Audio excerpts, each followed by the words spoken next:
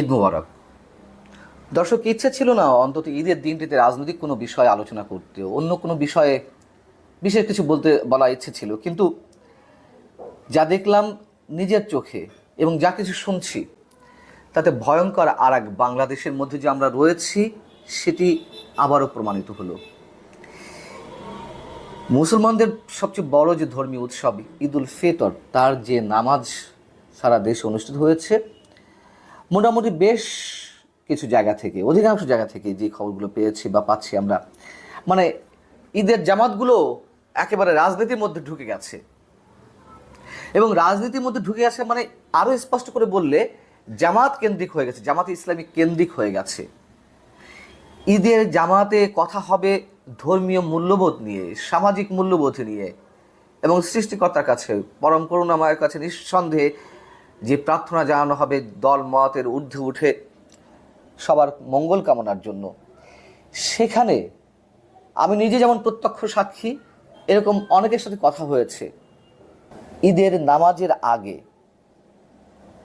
বয়ান তুলে ধরা হয়েছে জামাতে ইসলামীর, এবং জামাতে ইসলামীর বিভিন্ন পর্যায়ে নেতারা ইমাম সাহেবের বক্তব্যের আগে তারা বক্তব্য দিয়েছেন, রাজনৈতিক বক্তব্য দিয়েছেন, কোথাও কোথাও স্পষ্টভাবে, কোথাও কোথাও আবার একটু কৌশলে বক্তব্য দিয়েছেন। কেন এটি হবে?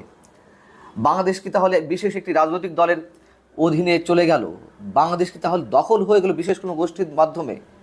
এবং এই যে বিষয়গুলো ঘটলো, এটি নিশ্চয়ই সাধারণ মানুষ খুব ভালো চোখে নেয়নি। অনেকে উঠে চলে আসছেন ঈদের জামাত ছেড়ে, অনেকে মনোনিবেশ করতে পারেননি ঈদের জামাতে। কেন এগুলো করতে হবে? কেন সব জায়গায় এই দখলবাজি? এমনিতেই আওয়ামী লীগ যে চাঁদাবাজি করেছে, যে দখলবাজি করেছে, তার পুনরাবৃত্তি তো ভয়ঙ্করভাবে চলছে, এটা তো সত্য কথা।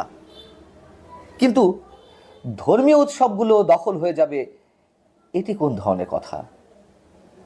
এখন কেউ কেউ যুক্তি তুলে ধরতেই পারেন যে না, আওয়ামী লীগের সময় হতো বিভিন্ন মসজিদে জুমার নামাজের বয়ানের আগে কিংবা ঈদের জামাতে আওয়ামী লীগের এমপি মন্ত্রীরা কথা বলেছেন। তারা যদি কথা বলে থাকেন সেটি প্রোটোকল অনুযায়ী বলেছেন। স্থানীয় সংসদ সদস্য হিসেবে বা এমপি হিসেবে, জনগণের প্রতিনিধিত্বকারী ব্যক্তি হিসেবে তারা কথা বলেছেন। এখানে আবার প্রশ্ন করতে পারেন যে তারা আবার জনগণের প্রতিনিধিত্ব করে কিভাবে? তারা তো ভোট চুরি করে রাজনীতি করেছে, ভোট চুরি করে এমপি হয়েছে, সংসদে গেছেন। সত্য কথা, চরম সত্য কথা। কিন্তু হয়েছেন তো, মেনে তো নিতে হয়েছে আমাদেরকে। সেই জায়গা থেকে তারা কথাগুলো বলেছেন। কিন্তু কোনো সাধারণ কোনো পর্যায় থেকে, নেতার নেতৃত্বে কোনো জায়গা থেকে কেউ এই ধরনের ঈদের জামাতে নিজস্ব বয়ান দিয়েছেন এমন খবর হয়তো আমার জানা নেই। থাকলে জানাবেন দয়া করে। যাও, কিন্তু যেই জিনিসগুলো আজকে দেখলাম, অন্তত ঈদের দিনটিতে সাধারণ মানুষের বিরক্তির সৃষ্টি করেছে। মানুষ অনেকে অনেকে ঈদের জামাত আদায় না করে তারা উঠে চলে গেছেন, এবং এগুলোকে কেন্দ্র করে দেশের বিভিন্ন স্থানে, বিভিন্ন জায়গাতে সংঘর্ষেরও একটা আশঙ্কা দেখা দিচ্ছিল। বিএনপির কোনো রাজনৈতিক নেতা এইভাবে বক্তব্য দিয়েছে কিনা আমি জানি না। তবে এই যে ঈদের নামাজের আগে নিজেদের কর্তৃত্ব প্রতিষ্ঠা করা, নিজেদেরকে তুলে ধরা, নিজেদের এক ধরনের পেশি শক্তি বলি বা নিজেদের কর্তৃত্ববাদ বলি, সেগুলো ফুটিয়ে তোলার যে চেষ্টা, সেই চেষ্টা থেকে যদি বিএনপিও এই ধরনের মনোভাব পোষণ করে থাকতো, তাহলে নিশ্চিতভাবে ঈদের দিনটিতে তুমুলভাবে সংঘর্ষের একটা সম্ভাবনা ছিল, আশঙ্কা ছিল। যদি এক্সাম্পল দিয়ে বলি, খুলনার বিএল কলেজ থেকে শুরু করে বিভিন্ন শিক্ষা প্রতিষ্ঠানের যেই মাঠগুলো রয়েছে, অথবা ঈদগার কথাগুলো বলি, অনেক জায়গায় এরকম দেখা গেছে, জানা গেছে। আর শিক্ষা প্রতিষ্ঠানের কথা যদি বলতেই হয়, আমরা দেখেছি যে এর আগে শিক্ষা প্রতিষ্ঠান কর্তৃক আয়োজিত, সেই কলেজ হোক, বিশ্ববিদ্যালয় হোক, বা অন্য কোনো শিক্ষা প্রতিষ্ঠান হোক মাধ্যমিক লেভেলের, সেখানে আমরা দেখেছি যে ইমাম সাহেবের আগে যদি কেউ কথা বলে থাকেন, সেখানে শিক্ষা প্রতিষ্ঠানের পক্ষ থেকে অধ্যক্ষ অথবা প্রধান শিক্ষকরা কথা বলেছেন।